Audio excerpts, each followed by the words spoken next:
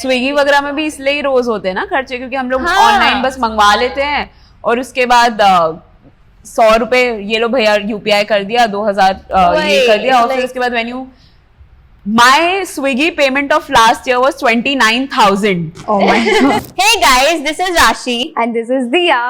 Welcome to another episode of The Weird and Wise podcast.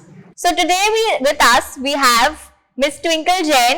She is one of our favorite financial influencers and she is also enlisted as the top 100 digital stars by Forbes India. Yeah. Firstly, I would like to ask why did you choose CA as your career? So I chose CA as a career because of course मैं maths में बहुत अच्छी थी, commerce student थी, 12th clear हुआ. What options does a commerce student have who likes numbers? CA.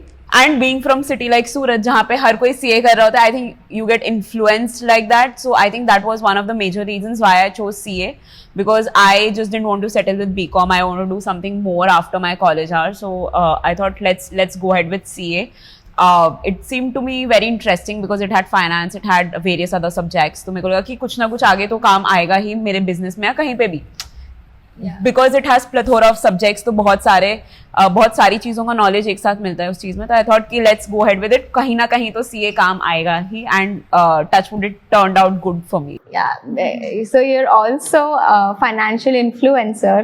So how does it, make you feel like CA karke, and now you're one of the most known faces of the when country. it comes, of the country. Yeah, actually. So I never thought this would happen. I somewhere wanted this to happen, but I didn't know how it would happen. जब CA खत्म हुआ था, तो I didn't know कि this is something that I would be able to do.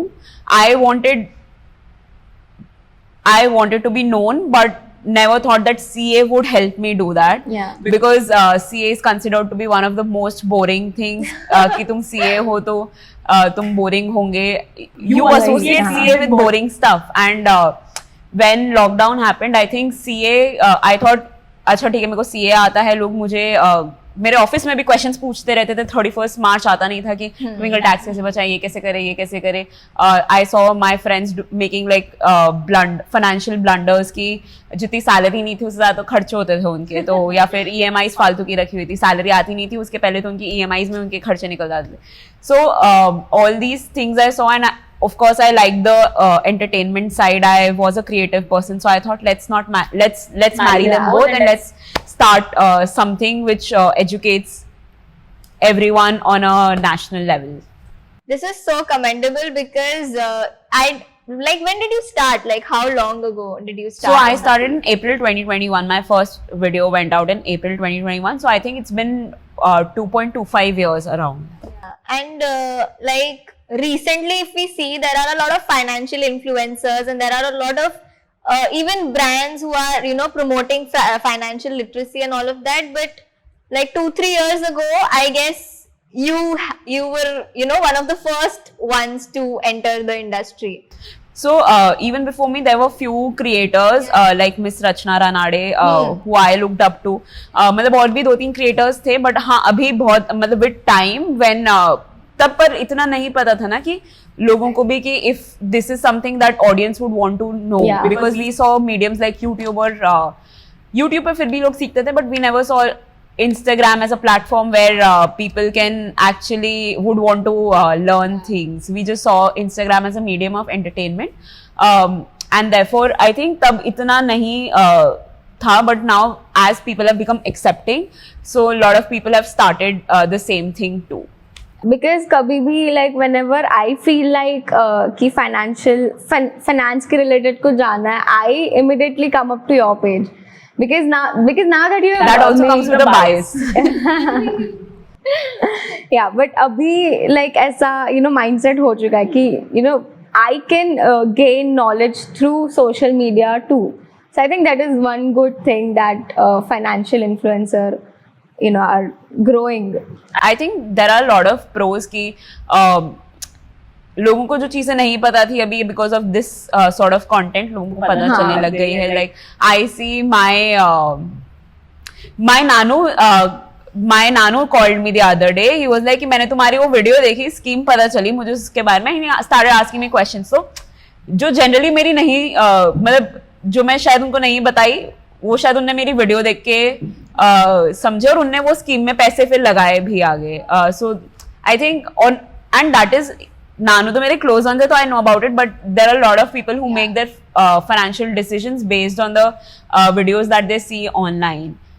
So I think the acceptance is increasing day by day, and people are becoming more learned about things. They are becoming more aware, and that is one plus point, and that is one thing that really makes me happy. Apart from becoming known, that is one thing, ठीक है. But then helping people in one way or the other, so that they make the right decisions, that really makes me happy. So I was talking about like how important financial literacy is. Like I feel like it's a basic skill, just like cooking. Like everybody should know how to cook. Everybody should have the basic knowledge about managing their finances. Because हम कुछ भी करके एक बार कमा तो लेंगे, but you know, investing it, maintaining it is a huge task. So and especially your videos, like I have seen, I'm a cheapskate. So I love it. Like I love your videos about how you say to save on plane tickets and hotel bookings and all of that. And I know that you travel a lot. So according to you, what are the most economical places that we can visit? So like you said, you are a cheapskate. Even I am. I like to save money on randomest things. मतलब अच्छा अगर parking में so basically यहाँ पे एक mall में parking में अगर तुम 1 घंटे से पहले अगर निकल रहे होते तो you give the ticket and you get the money back. So I do that. भले it's like just 30 rupees, but I want my 30 rupees back if I can get, because why to give. So anyway, हाँ, so like you said कि cooking is a life skill that one should have, because उसके बिना मतलब it's really necessary to know about it for survival. Same way financial literacy is the same. Reason being कि तुम कमा तो लेते हो, but if you don't manage it well, you will be out of it very soon, and then how will you survive? So it's not just पैसा कमाना एक चीज है और उसको मैनेज करना एक चीज है. If you are earning 50,000 rupees, किसी के लिए 50,000 rupees भी बहुत कुछ होता है, किसी के लिए कुछ नहीं होता है. क्यों? क्योंकि उसके खर्चे वो लोग 60,000 जितने वो लोग महीने के खर्चे कर देते हैं. And not just because they are accustomed to a certain lifestyle, but because they can't manage their money well. So I think financial literacy and managing your money well is one life skill that everyone should have. And I love to travel. So to answer your question, the economic places, and every place is economic if you spend wisely. You can make Europe economic, you can make Dubai expensive. So for example, Dubai, I can do the whole Dubai trip in 50,000 rupees. I know people who can do the same. If I do 5-day trip in 50,000, that I know people who do the same 5-day trip in 5 lakhs. So it's just that how you spend it. कि tickets को थोड़ा advance में booking करनी चाहिए, so that you get cheaper flights. My mother and father went for a Dubai trip. उनको सिर्फ 5,000 back and fourth में ticket मिल गई थी दुबई की. And if you 5,000 back and fourth. God, we don't even get it from state to state in India. So you look for offers, you look for plan it in advance. और मैं गई थी जब Dubai, तो मैंने 2 दिन पहले की थी, तो मेरे को थोड़ी महंगी पड़ी थी of course. And then stay where you stay, how you stay. If you stay in a 5-star hotel, मतलब सबकी प्रेफरेंस अलग अलग होती है. सो आई फील कि it's not about which economic place, it's more about how you manage your trip. Europe भी हमने बहुत सस्ते में कर लिया था, because we planned it well. हमने बहुत एडवांस में सब बुकिंग्स कर ली थी. फिर उसके बाद स्टे वगैरह के लिए भी we didn't go for very luxury hotels. We went for, and वहाँ पे माइंड यू, वहाँ पे व्हेन आई से कि नॉट लग्जरी होटल्स, वहाँ पे not luxury hotels are also very nice as compare to other places. And फिर उसके बाद लंच वगैरह के लिए मतलब normal we had carried snacks यहाँ से रेखा बेन के. No advertise, not a sponsored thing. तो so that we didn't have, उसमें टाइम भी सेव हुआ था हमारा, क्योंकि हमें ऐसे कभी भूख लग रही है तो मैं ऐसे नहीं कि आधे घंटा कहीं ट्रैवल करके जाना है. फिर उसके अलावा we had seen for local commute के लिए क्या बेटर है, बसेस चलती है क्या चलती है, फिर कौन से प्लेसेस हम लोग जा सकते. मतलब we had planned everything beforehand and in a way कि हमें यूरोप भी इकोनॉमिक पड़ा. So it's not about the place but about how you plan your trip. When we talk about managing, investing is also an important part when we talk about finance. So लोग जब stock market में invest करना चाहते हैं तो firstly they are a bit skeptical about it कि नहीं यार क्या पता loss हो जाए, क्या पता like अच्छा ही हो जाए. तो how would you advise, what would you advise to the beginners if they are just starting to invest? So like you mentioned कि कुछ लोग बहुत skeptical होते हैं कि करना चाहिए नहीं करना चाहिए. That is because I think they try to jump into it without knowing about things, and that is the worst thing that you can do to yourself and your money. Firstly, अगर तुम्हें knowledge है थोड़ी बहुत तो ही तुम्हें करना चाहिए. अगर नहीं है तो help लीजिए. एंड उससे भी ज्यादा खराब चीज कोई कर सकता है कि लोगों को देखा देखी में आके कि मेरे फ्रेंड ने अच्छा 10,000 कमा लिया एक दिन में, मैं भी कमा सकता हूँ, चलो उसी स्टॉक में हम इन्वेस्ट कर देते जिससे उसने कमाया. But that does not work that way because तब कुछ और सीन था, अभी कुछ और होगा फ्यूचर में. You can't predict the stock. So trying to predict the stock market, listening to tips from your friends or random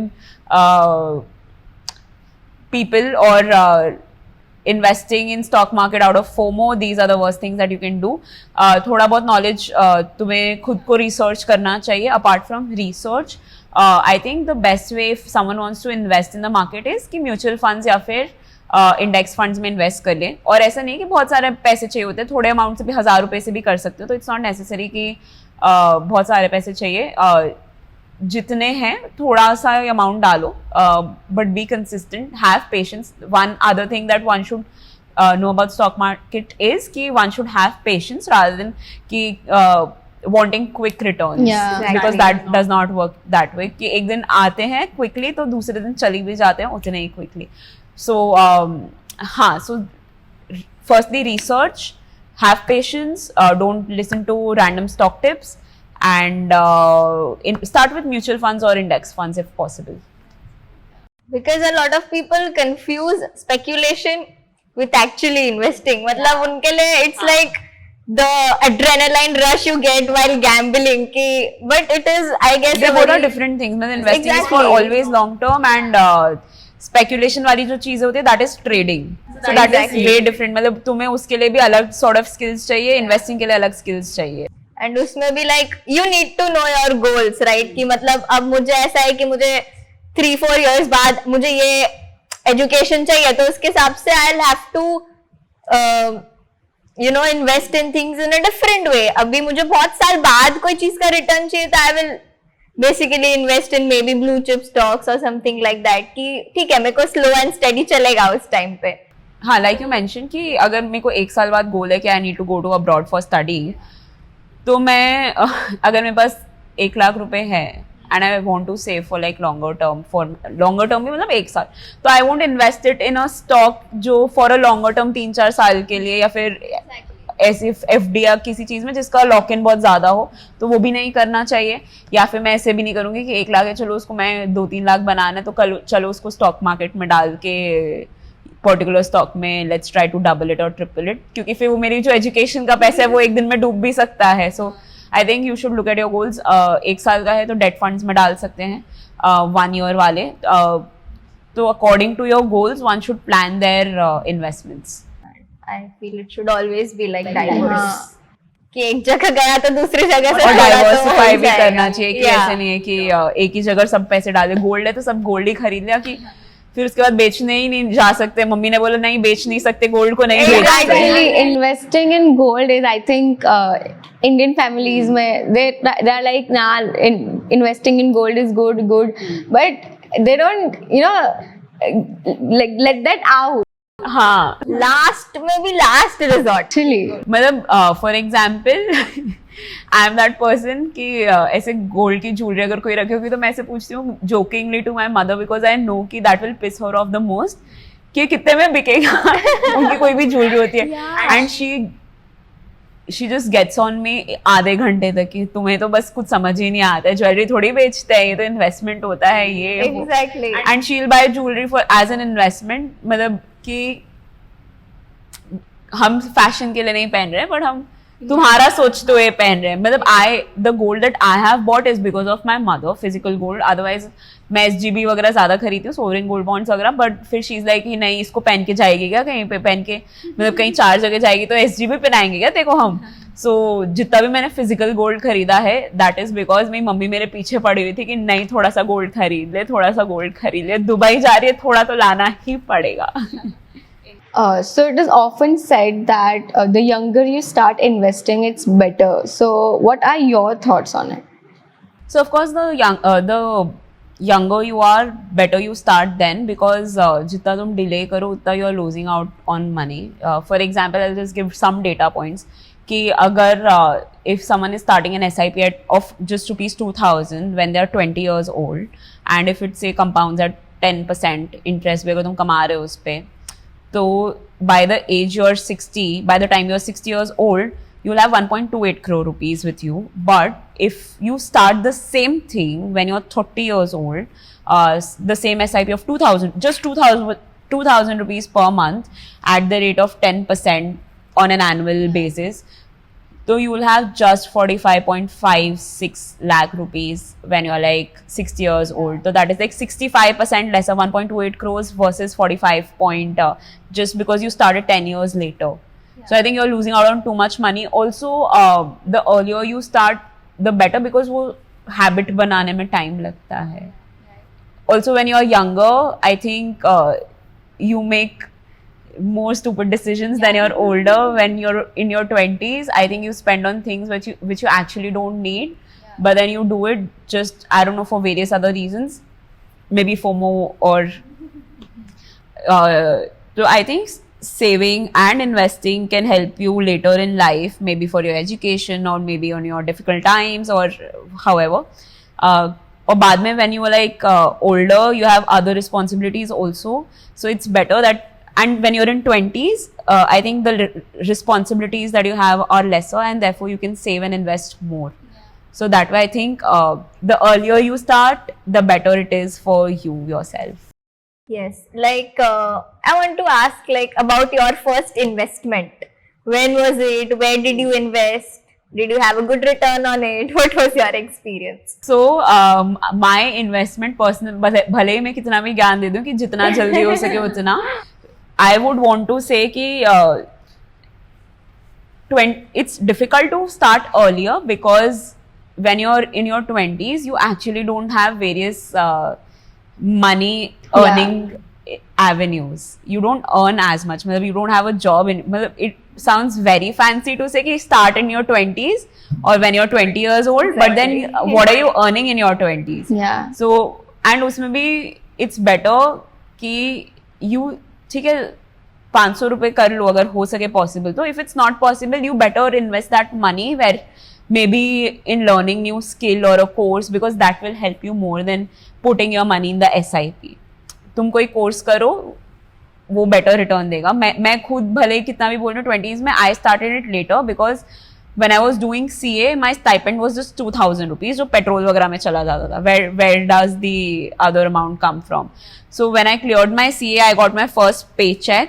उसके बाद से मैंने, which was I think I was 23 years old, तो उसके बाद मैंने स्टार्ट किया है अपना इन्वेस्टमेंट. उसके पहले I was not earning as much, and जो मैं earn कर रही थी, I was paying for my जो मैं एक्स्ट्रा करिकुलर एक्टिविटीज कर रही थी उसकी फीस के लिए. So I was not able to save as much. So I started at 23, and also that was also because of my colleagues कि मैं जहाँ पे काम करती थी वहाँ पे सब लोग इन्वेस्ट कर रहे थे, and और मतलब ऑफ कोर्स घर से भी बोला जाता था करो करो करो. तो आई थिंक वहाँ से स्टार्ट हुई मेरी इन्वेस्टमेंट जर्नी. मैंने म्यूचुअल फंड्स, मैंने FD करवाई थी सबसे पहले. FD बोलते हैं कि गलत चीज होती है, but I think that was the safest option for me back then, because ठीक है रिटर्न्स इतने नहीं होते, but I think it's the most safe. And when you like just starting, तो I would want my investment to be in the most safest possible manner, because मैं starting में ही कुछ ऐसे risky thing में नहीं डाल सकती. I didn't have those guts. Exactly. And आपने जैसे बोला अभी you would invested in a course. Yeah. I absolutely feel it. Like being media students, अभी for example we are doing any internship or we are doing any part time, तो अब हमको भी ऐसा ही लगता है कि if थोड़ा influx of amount भी तुमको आ रहा है, maybe someone will save it and buy a camera, or maybe someone who is passionate about for example like personally I love writing, so I will save that amount for publishing a book or something like that. मतलब कुछ ना कुछ आपके commitments रहते ही है for which you save, like तो एक long term के लिए इन्वेस्टमेंट के लिए अमाउंट साइड करने के लिए I guess you need to grow up a little. आप लिमिटेड इन्फ्लक्स ऑफ मनी से करने जाओगे तो it is really difficult. Also like you, और सिर्फ कोर्सेज नहीं, बट जैसे आप अगर मीडिया स्टूडेंट हो, अगर आपको कैमरा चाहिए या फिर कुछ इंपॉर्टेंट Exactly. चीज है जो आपके कोर्स में आपको हेल्प करेगा या फिर which will help you grow better as a person, I think you should spend there. Investments come when you are able to save for it. मतलब पर आई थिंक इट्स थोड़े अमाउंट से start कर सकते हैं, 400-500 रुपए से, अगर I think if you are able to take that amount out. अभी वो कमाई में 2000 रुपए रही थी, तो उसमें मैं 500 रुपए भी अगर SIP में डाल दूंगी तो पेट्रोल के पैसे कहाँ से आएंगे. That is so true. या So when like nowadays technology बहुत ज़्यादा upgrade हो गई है, तो there are a lot of scams that are happening. तो like how to deal with those scams? मतलब technology of course it's there are both pros and cons. मतलब हमारा टाइम बच रहा है, बहुत चीजें हो रही है, बट देन उतने ही स्कैम्स भी बढ़ रहे हैं. मतलब I have seen the most intelligent people falling for these scams. मतलब इंसान इंजीनियर है, वो है, बट क्या होता है ना कि जब तुम उस मोमेंट में होते हो, जब तुम्हारे साथ कोई स्कैम करने की कोशिश कर रहा है, तो वो जो तुम्हें छलावे जो तुम्हें वो बेट्स देता है कि आपके पास 10,000 रुपए आने वाले, तो तब पता नहीं शायद उनका भी कितना भी इंटेलिजेंट हो इंसान, थोड़ा दिमाग काम करना कम करता है, और वो they fall into the trap. So I think it's very important कि you become conscious, you know about certain tricks that people are using to scam people. कभी भी अपना पिन किसी को मत दो. Use your financial instruments very, debit card, credit card, उसको बहुत ही प्राइवेटली यूज करो. जैसे फॉर एग्जाम्पल हमारे ही घर पे ऐसा हुआ था कि and my grandfather is very intelligent. ऐसा नहीं है कि he is a lawyer and everything, but एक बार उन्हें कहीं पता नहीं नॉर्मल कॉल आया कि आपका ना OTP चाहिए ये वो, एंड उनको भी पता नहीं कौन फोन कर रहा है, but because he was a little technologically challenge, because he is older and not of our generation, तो वो भी हमारे पास आए कि ये देखना बैंक से फोन आया, OTP मांग रहे हैं. तो हमें भी पता नहीं कॉन्टेक्स्ट क्या है, तो मेरा भाई देने भी लग गया, बट फिर मुझे याद आया कि अरे नहीं, OTP कौन मांगता है, ऐसे नहीं मांगते बैंक वाले. सो मैंने बोला उसको, फिर उसको भी याद आया, अरे हाँ नहीं मांगते, और हमारे बाबा के पास कार्ड भी नहीं है, तो फिर किस बात का OTP. तो वी रियलाइज कि इट्स अ स्कैम. मेरे भाई के साथ हो चुका है कि so we didn't fall for that one. और इसमें भी ऐसा हुआ था कि OLX पे हम लोग फ्रिज बेचना चाह रहे थे, और OLX पे उसने खाली लिस्टिंग डाली फ्रिज की, तो हमने लिस्ट किया था 5,000 का. सामने से 5 मिनट के अंदर कॉल आया कि हम खरीदने को तैयार हैं 6,000 में. अभी हमने तो 5,000 डाला था. मेरा भाई तो खुश होगा कि वाह 5 का 6,000 में मान रहा है. बोलते कल की कल ले जाएंगे फ्रिज, अभी आपको है ना एक मैसेज. तो मेरा भाई बोला हाँ ठीक है कर दो, तो पेमेंट कर दो. तो उसने बोला ठीक है मैं आपको है ना पेमेंट लिंक भेजता हूँ, उस पर आप अपना OTP डाल देना. अभी पेमेंट देने के लिए कौन सा मतलब आने के लिए थोड़ी OTP देता उसको. फिर तब तो वो भी खुश हो रहा था, पर फिर उसको 2 मिनट बाद रियलाइज हुआ नहीं इट्स अ स्कैम. तो फिर पर ये बहुत कॉमन है OLX और वाला स्कैम की. मतलब तुम्हें डेबिट करने के लिए भी पिन डाल रहे हो. बहुत चीज होती है, जैसे ATM स्कैम्स चल रहे हैं, तो कि ATM पे कार्ड डालो, फंस जाता है, वो कार्ड नहीं निकलता, उसके बाद वो तुम छोड़ जाते तो वो ATM में से पैसे निकाल लेते हैं. तो आई थिंक वन ऑफ इसका एक तरीका ये हो सकता है बचने का कि तुम अपने जो अकाउंट्स जो इजीली एक्सेसिबल है, जिसमें पैसे जिसमें कार्ड्स वगैरह एसोसिएटेड होते हैं, UPI एसोसिएटेड होता है, वो बैंक में कम बैलेंस रखा करो. I do that. कि उसमें तुम ज्यादा 10-20 हजार का ज्यादा बैलेंस ना रखो, जितना रिक्वायर्ड है नेसेसरी है उतना ही थोड़ा बहुत रखो, और जो मेजर तुम्हारे पैसे होते हैं उसको तुम एक अलग अकाउंट में रखो जिसमें किसी को एक्सेस नहीं है। मेरा कजिन तो एक और चीज करता है कि वो उसका ओटीपी वगैरह भी उसने अलग सिम खरीद रखा है Oh my जिसमें God. ओटीपी वगैरह अलग उस सिम में आते हैं जिसका और वो Okay. फोन बंद रहता है, सो दैट किसी का कॉल भी आए कुछ स्कैम करने के लिए तो कुछ हो ना, गलती से ओटीपी वगैरह उसमें ना दे। तो वो तो उसने नंबर भी अलग खरीद रखा है इस वजह से कि सारे बैंक अकाउंट्स के ओटीपी उस नंबर पे जाते हैं और वर्क रिलेटेड अलग फोन में जाते हैं। सो दैट इज वन थिंग। हाँ, तो ये मतलब पैसे कम रखने चाहिए लिक्विड फॉर्म में, बाकी एक ऐसे बैंक अकाउंट में रखो जिसमें तुम्हें या फिर मतलब लोगों के पास मतलब स्कैम होने के चांसेस कम हो जाए जिससे।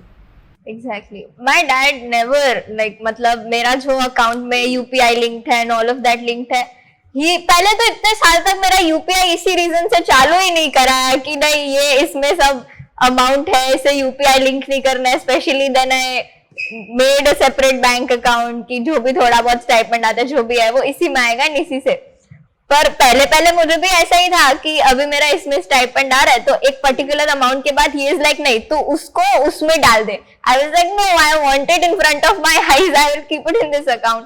But then he explained it to me कि एक बेसिक मार्जिन रख कि इतना ही अमाउंट इसमें रख, बिकॉज यू आर डूइंग चाय पानी का भी ट्रांजैक्शन इसी से, एंड बाकी का amount you switch it to a safer place. So that is when I came to know about it. In fact पता है for our generation it's better because we understand things कि Yeah. यूपीआई क्या होता है, OTP क्या होता है, link click नहीं करने चाहिए ये सब। But for our parents generation कोई लोगों के लिए it's very difficult. For Yeah. Example अभी एक और स्कैम चल रहा था कि इलेक्ट्रिसिटी बिल स्कैम के ऐसे फोन में लिंक हाँ. आते हैं कि आपने अपना इलेक्ट्रिसिटी बिल पे नहीं किया, आज के आज करो वरना लाइट कट हो जाएगी। तो उसमें अगर तुम लिंक दबा देते हो तो link goes and it's a scam message, तो उसमें लिंक दबा देते हो तो फिर उसमें ओटीपी मांगते हैं and then if you put in the OTP your accounts get debited. Yeah. So that is one scam. अब मेरी मम्मी को तो ये चीज नहीं पता थी, तो वो तो अरे ट्विंकल बिल पे करो ये देखो लिंक आया, and she press the button also, but because she didn't have the online accounts तो she was not debited the amount. But otherwise किसी मतलब ऐसे तुम गलत ओटीपी गलत लिंक्स बट अगर तुम ऐसे गलत लिंक्स दबाओगे तो फिर तुम्हारे अकाउंट में से पैसे डेबिट हो जाते हैं for no reason. So I think उन जनरेशन के लिए वो जनरेशन के लिए it becomes difficult. For our generation it's still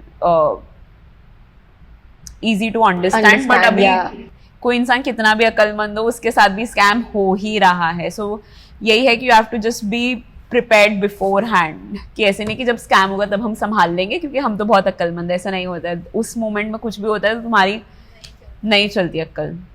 So when she talked about ऐसे चाय पानी वाले transactions, so do you feel कि ऐसे छोटे transactions जो होते रहते हैं, is it like okay or is it not? She never uses her GPay. Like no, because never. not Only because for credit, not for because it is said कि ऐसे छोटे transactions मत किया करो. So why is it? So of course one should live their life, ऐसा नहीं कि हाँ. basically friends के साथ हाँ, कॉफी नहीं, पीने मतलब- जा रहे हो तो you don't use तो मतलब live your life, but इसके चक्कर में क्या होता है ना, I realize कि जितने तुम UPI वगैरह यूज करते हो, क्रेडिट कार्ड या फिर ये सब से ट्रांजैक्शंस करते हो, तो you don't really feel the pain of paying. मतलब फॉर एग्जाम्पल Yeah. हमारा कैफे, मैं अकेली बैठी हूँ, मैं यूपीआई से ट्रांजैक्शन करे जा रही हूँ, 2-3 बार कॉफी मंगवा लिया, I didn't really feel the pain of paying कि Yeah. मेरे को इतना मन भी नहीं था, बट वो मेरे को फर्क ही नहीं पड़ रहा था बिकॉज मैं कैश की जगह यूपीआई से Yeah. पे कर रही थी। Exactly. तो एंड जब लेटर ऑन आई सी अरे मैं तो 600-700 का खर्चा कर दिया आधे घंटे में 1 घंटे में बैठे बैठे, क्योंकि and that I realize later, not during paying. अभी तुम कैश से अगर पेमेंट कर रहे हो, Exactly. When you take out that Yeah. 100 रुपए का नोट, अरे मैंने 100 रुपए खर्च किए, मैंने 200 रुपए खर्च किए, 500 रुपए निकले, अरे मैंने 500 खर्च किए। So that way you see कि अच्छा इतने खर्चे हो रहे हैं। कार्ड और यूपीआई में पता ही नहीं चलता है। तो आई थिंक अगर तुम्हें खर्चे कम करने हैं तो यू स्टार्ट यूजिंग कैश। तुम्हें अगर कोई इम्पल्सिव शॉपिंग होगी तो उससे कट डाउन हो जाएगी, Yeah. बट उससे अगर ऐसा नहीं है कि तुम योलो ऑफ कोर्स मतलब लिव योर लाइफ। और ऐसा भी होता है कि ये यूपीआई के ट्रांजैक्शंस में बैंक एंट्रीज इतनी ज्यादा हो जाती हाँ, है actually. मतलब लास्ट ईयर एंड में तो अगर मैं अपना स्टेटमेंट लेके बैठती हूँ तो आधे से ज्यादा ऐसे वो 100, 50, That's what. 10 रुपए 20 रुपए। तो फिर उसका एक ऑल्टरनेटिव मैंने ये निकाला है कि जो ये छोटे छोटे खर्चे होते हैं उसको मैं क्रेडिट कार्ड से पे कर देती हूँ Okay. कि उसमें फिर एक ही स्टेटमेंट बिल भर जाता है सो दैट वो मेरे उसमें बैंक स्टेटमेंट में छोटे छोटे ट्रांजैक्शंस नहीं दिखते, तो मैं क्रेडिट कार्ड से पे करती हूँ या फिर I start using cash for these transactions. जो बड़े अमाउंट्स होते हैं थोड़े सब्सटैंशियल की 5,000 6,000 उसके लिए मैं I don't mind using UPI, पर ये रोज रोज 10-20 Yeah. कॉफी के 200 ये सब इतने सारे ट्रांजैक्शंस होते हैं ना, तो स्टेटमेंट्स देख के ईयर एंड पे एकदम सर चकरा जाता है। इवन सीए परेशान हो जाते हैं हाँ। उससे कि क्या है ये, हम मेन एंट्री कहाँ ढूंढे। आपका यही वीडियो था where I first, like for the first time I saw your account or everything. आपका एक वीडियो था where you said that खर्चे कम करने हो तो always prefer cash. आप ऑनलाइन पे करते तो आपको नहीं पता, मतलब घर पे मम्मी बोलती है राशि 600 इसका कर दे, ये इसका पे कर दिया, डिलीवरी आया उसका पे कर दिया, ऐसे करते करते देखते एक हफ्ते के बाद कि इतना सारा अमाउंट चला गया। So that was the first time that I Swiggy came वगैरह में भी across your इसलिए ही video. रोज होते हैं ना खर्चे, क्योंकि हम लोग हाँ। ऑनलाइन बस मंगवा लेते हैं और उसके बाद 100 रुपए ये लो भैया यूपीआई कर दिया, 2,000 ये कर दिया, और फिर like- उसके बाद when you my Swiggy payment of last year was 29,000 Oh my God. and I realized it। एक कोई मैंने ऐप पे देखा था, तो वो ऐप जब when I realized मतलब ईयर एंड पे मैंने देखा कि वो एक्सटेंशन था कि अरे यार 29,000 खर्च कर दिए मैंने इतने ज्यादा, और I could have never imagine कि मैंने इतना खर्चा स्विगी जोमेटो पे किया है, इतना मैंने खा लिया। मतलब कैफे में जाके खर्च किया वो अलग, स्विगी जोमेटो के इतने खर्चे हैं, पर अगर मैं कैश में पे कर रही होती तो ऑफकोर्स शायद लिमिट में करती मैं, बार बार हर 5 मिनट में। आजकल तो ऐसे होता है कि जेप्टो और ये सब ब्लिंकिट वगैरह करते हैं, एक पार्सल आया, अरे शिट मैं तो नारियल पानी मंगवाना भूल गई, दूसरा वापस से, मतलब सिर्फ एक नारियल पानी के लिए दिल पे delivery Yeah, charge it's so मोर, और convenient. एक और चीज एक और डिलीवरी मंगवाएंगे। अगर वहीं तुम कैश से पेमेंट कर रहे होते या फिर डिलीवरी चार्ज अच्छा खासा होता तो फिर तुम दूसरा नारियल नहीं मंगवाते, क्योंकि तुम्हें पता है कि 40 रुपए के नारियल के लिए आप paying like 60 rupees of delivery charges. But I think people have become a little careless because of the digitization of things, कि हर चीज़ ऑनलाइन हो गई है, Zomato, Swiggy, Zepto, हर चीज़ के लिए everything is available online, कि मूवी टिकट्स करनी है Paytm से कर लो, फ्लाइट टिकट्स करनी है इससे कर लो, पर वो जो चार्जेस एसोसिएटेड होते हैं उससे, मतलब मूवी टिकट तुम्हें वहाँ थिएटर में भी जाके भी मिल जाएगी, पूरा थिएटर खाली है, उसके लिए तुम 50 रुपए एक्स्ट्रा क्यों पेटीएम पे खर्च कर रहे हो, just for the sake of कि ऑनलाइन की आदत है, या फिर नहीं अभी कर लेते ना, वहाँ पे जाके कौन वेट करेगा, जबकि वेटिंग लाइन होती भी नहीं है, जस्ट कि तुम्हें ऐसे बैक इन द माइंड रहता है कि वहाँ पे वेट करना पड़ेगा, पर ऐसे हमेशा नहीं होती है वेटिंग लाइन वहाँ पे, या फिर सीट्स भी अवेलेबल है, दिख रहा है तुम्हें सामने। So I think it's just The matter of carelessness.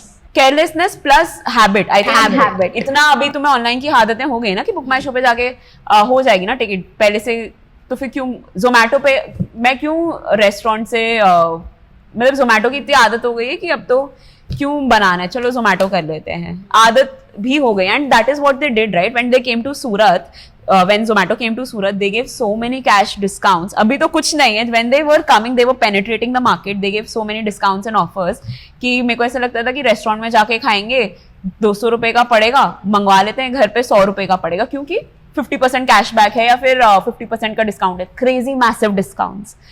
And after 3-4 months जब आदतें पड़ गई लोगों की, जोमेटो के बिना मन ही नहीं लग रहा है कि जोमेटो, चलो घर पे मैच है, फ्रेंड्स आ रहे, चलो जोमेटो कर लेते हैं, rather than calling in to the restaurant and ordering food। मतलब लोग रेस्टोरेंट के बाहर खड़े होकर जोमेटो कर रहे हैं क्योंकि सस्ता पड़ रहा है। So that those habits were cultivated because of these discounts and offers, and उसके बाद habit हो गई है, तो अभी it's just matter of habit कि अभी भूख नहीं है but बोर हो रहे हैं, क्या करें, चलो जोमेटो स्विगी करते हैं। So I think these are the habits rather than making our lifestyle easy. Exactly. Yeah. They followed the geo effect. Yeah. Just penetrating and then disrupting the whole market. And I feel like, do you like reading? Not really. I don't read as much. I don't like reading. And for a person who's a CA, ये बहुत ही ironic चीज है because I have actually read for like most of my life इतनी सारी यहाँ तक की books इतनी मोटी मोटी. So I think that is I don't read any more because I am done with reading. इतना सीए में इतना पढ़ लिया है कि अब I don't feel like reading any more and that is मतलब मैंने बुक्स सीए की इतनी पढ़ी कि मेरे को फिक्शनल और नॉन फिक्शनल ये सब बुक्स पढ़ने का ना टाइम मिला और ना मन किया because I was already occupied with this part. So, like, again, we are students of mass comm and journalism. तो आजकल काफी मतलब फिन शॉट्स है जैसे ऐसे कितने सारे फाइनेंशियल पॉडकास्ट्स भी है. तो we get so many like reforms होते रहते हैं, आए दिन रिफॉर्म्स होते रहते हैं. आप मतलब every CA in the country is so frustrated with the reforms. So what are your मतलब आप कहाँ ट्रैक रखते हो to you know be aware about the reforms, about taxation and everything? So of course there are lot of reforms और हर साल ये budget आता है तब तो उसके बाद तो और ही ज़्यादा हो जाता है. कन्फ्यूजन भी उतनी ही रहती है, जितने रिफॉर्म्स आते हैं उतना ही मार्केट में कन्फ्यूजन रहता है. The best way would be to I think when it comes to taxation bare act वगैरह होती है. बेयर एक्ट में that is the most trusted source to rely on. Online blog post वगैरह कम पढ़ना चाहिए बिकॉज आई थिंक उसमें interpretation सबके अलग अलग होते हैं. तो if you are going to online articles वगैरह पढ़ने तो फिर you should like cross check with 3-4 articles before coming to a conclusion. You should actually consult someone who is an expert in the same field before making a decision or coming to a conclusion or interpreting things because I think the experts have certain knowledge. जैसे for example अगर कोई miss Nirmala Sitharaman अगर कुछ बोलती हैं किसी बारे में तो your understanding is different, you will interpret the same information in different way, but expert को पता है वो क्या बोलना चाह रहे हैं. So I think consulting an expert before coming to a conclusion will really help. And when it comes to trusted sources, of course FinShots वगैरह बोला तो those are trusted sources, but then there are sources which are also not very trustworthy because I have myself spotted a lot of mistakes in the best of the best publications. So I think it's really important that you cross check from 2-3 places before arriving to a decision. Okay, so I'm going a little off track here, but if not CA, what would you prefer to do? So if not CA, so since the start I have always had this creative knack in me. I have always liked to be in front of camera. I have always liked to be dramatic. So if not CA, I would have tried to be an actor. So and I think वो थोड़ा बहुत मैं अपनी reels में निकालती भी रहती हूँ अपना passion for acting. So I think if not CA, I would have been an actor.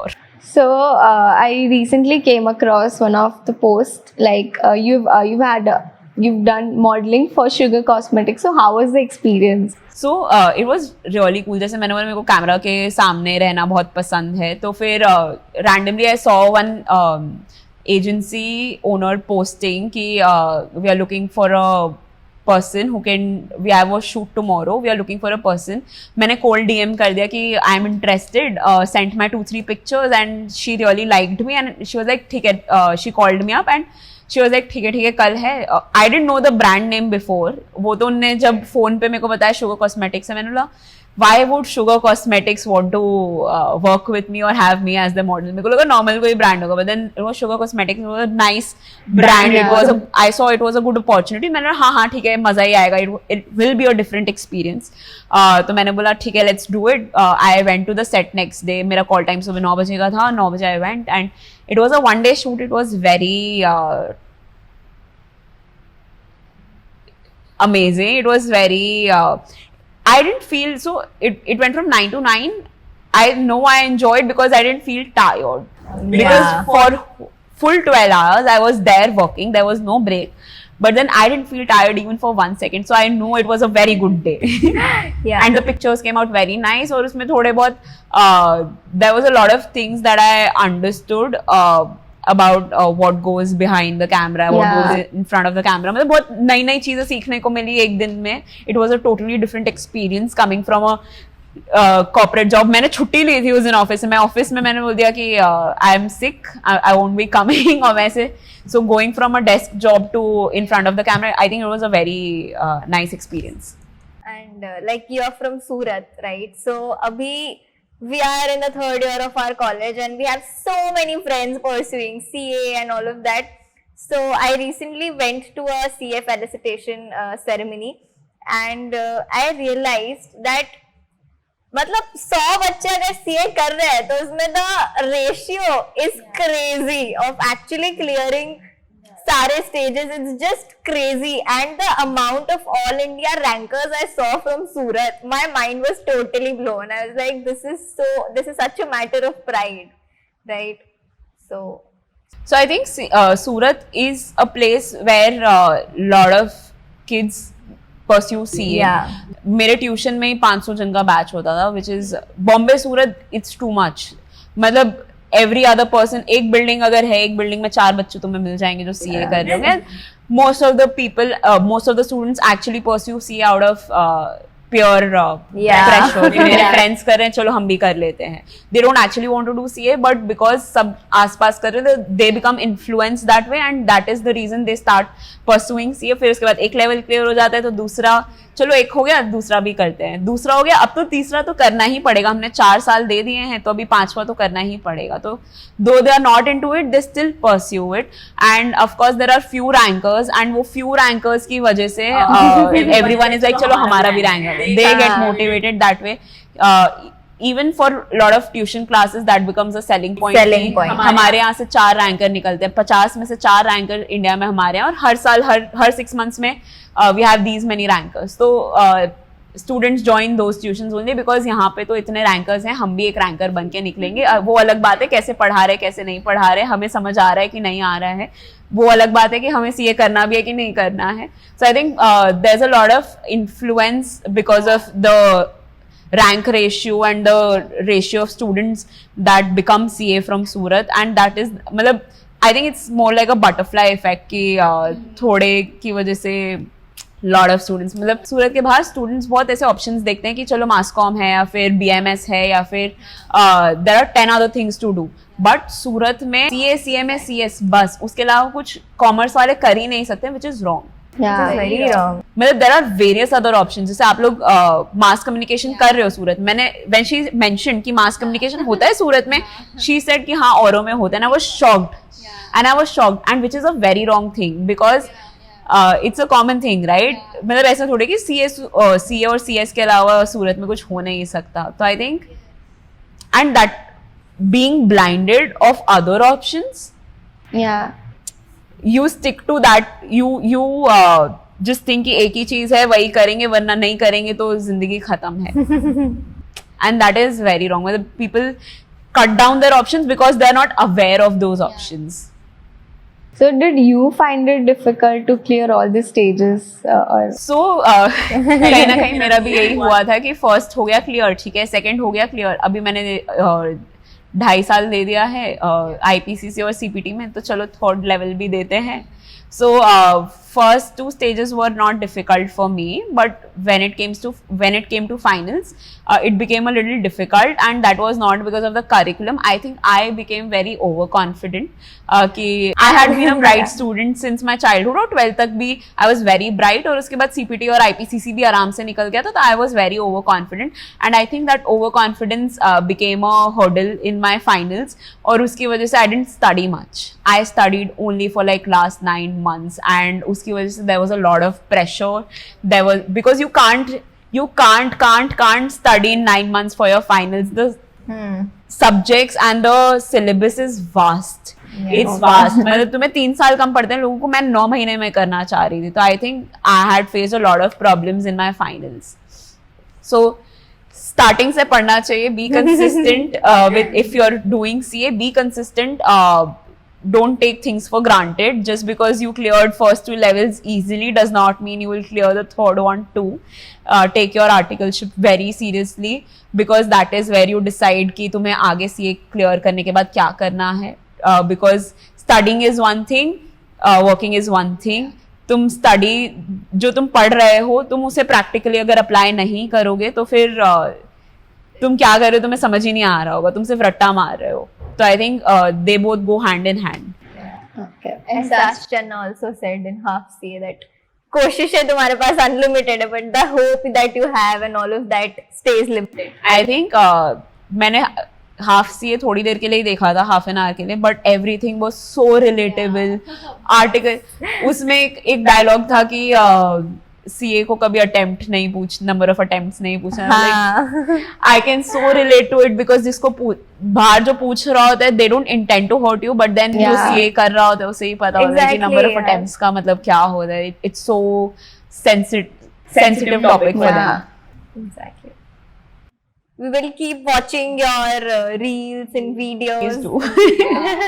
They're very interesting, trust me guys, because when I came to know that she makes videos, I was like, okay, let's see, and they were very interesting, trust me on that. Yeah, finds it interesting. She hates I hate numbers. mass comm because she didn't want to study numbers.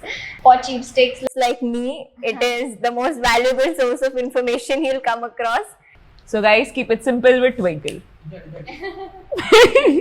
Again. तुम भी साथ में बोलना.